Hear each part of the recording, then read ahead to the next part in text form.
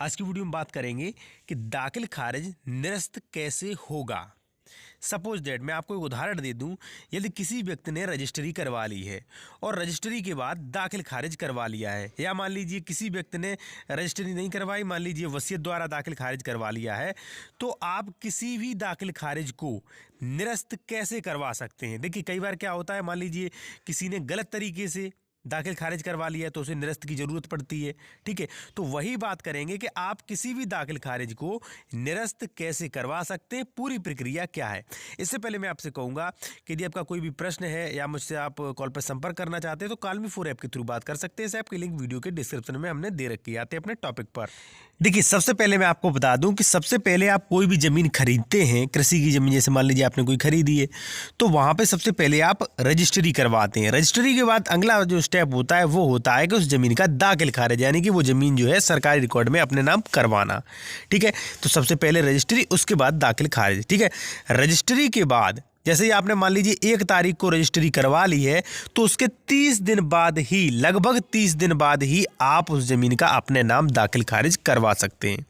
वो 30 दिन का समय जो होता है वो होता है आपत्ति देने के लिए। यदि किसी भी व्यक्ति को उस रजिस्ट्री से आपत्ति है तो वो तहसीलदार न्यायालय में आपत्ति दे सकता है कि मान्यवर ये रजिस्ट्री गलत है, आप इसका धोखे में दाखिल खारिज न कर दें। फिर दोनों पक्षों को सुना जाएगा, उसके बाद ही दाखिल खारिज किया जाएगा। पहला स्टेप तो यही है कि मान लीजिए आज रजिस्ट्री हुई है, उसके 4-5 दिन बाद यानी कि लगभग 30 दिनों के अंदर आप दाखिल खारिज रुकवाना चाहते हैं तो आप तहसीलदार महोदय के यहाँ एप्लीकेशन दें कि मान्यवर जो है जी फ्रॉड करके, या मान लीजिए ये ज़मीन रजिस्ट्री गलत तरीके से दाखिल खारिज करवाना चाहता है, इसका दाखिल खारिज न करें। पहला तो यही पॉइंट है कि आप रजिस्ट्री के तुरंत बाद जो है वो आप जो है तहसीलदार के यहाँ आदेश दे दें, आपत्ति कर दें कि दाखिल खारिज न किया जाए। ठीक है, दूसरा पॉइंट क्या है कि देखिए कभी कभी क्या होता है कि आपको पता ही नहीं चलता है कि रजिस्ट्री कब हो गई और कब दाखिल खारिज हो गया। मान लीजिए किसी व्यक्ति ने ज़मीन की रजिस्ट्री भी करा ली, दाखिल खारिज भी करा लिया, अब आपको 1 साल बाद पता चला कि भाई इसने गलत दाखिल खारिज करा लिया, ये ज़मीन इसके नाम नहीं होनी चाहिए थी। या मान लीजिए किसी ने किसी से वसीयत करवा के और उसका दाखिल खारिज भी करा लिया, आपको 1 साल बाद 2 साल बाद पता चला है, तब आप क्या करेंगे। तो देखिए उसके लिए आपको क्या करना है कि उसके लिए देखिए दाखिल खारिज की प्रक्रिया जो है वो एक न्यायिक प्रक्रिया है। पूरा दावा करना पड़ता है, उसके बाद सुनवाई होती है, उसके बाद दाखिल खारिज होता है। तो आपको क्या करना पड़ेगा, जैसे मान लीजिए किसी व्यक्ति ने 1 साल पहले ही दाखिल खारिज करवा लिया, दाखिल खारिज का आदेश भी हो चुका है। ठीक है, तो जो आदेश हुआ था, जिस न्यायालय ने, तहसीलदार न्यायालय ने आदेश किया था दाखिल खारिज के लिए, जो दावा किया गया था, आप उसकी वाद संख्या या दिनांक जो भी है आप पता कर लें।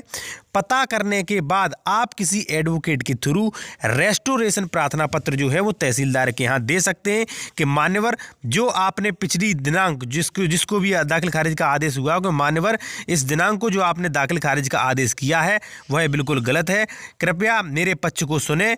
और यदि मान लीजिए समय हो गया है तो आप जो है उसमें ये भी लिख सकते हैं कि मैं ब्याज अधिनियम के अंतर्गत आता हूँ, मुझे जो है एक बार सुन लिया जाए, साक्ष्य ले लिए जाए, जिससे मेरी जो है मुझे न्याय मिल जाए। ठीक है, यदि आप प्रार्थना पत्र चाहते हैं तो कमेंट बॉक्स में लिखें, मैं रेस्टोरेशन का प्रार्थना पत्र भी आपको दिलवाऊंगा। इसके अलावा यदि आपका संपत्ति या कानून से जुड़ा कोई भी प्रश्न है तो आप कमेंट बॉक्स में मुझसे पूछ सकते हैं, या आप इंस्टाग्राम आईडी पर मुझे पूछ सकते हैं, इंस्टाग्राम पर फॉलो करके पूछ सकते हैं। इंस्टाग्राम आईडी की लिंक भी वीडियो के डिस्क्रिप्शन में हमने दे रखी है।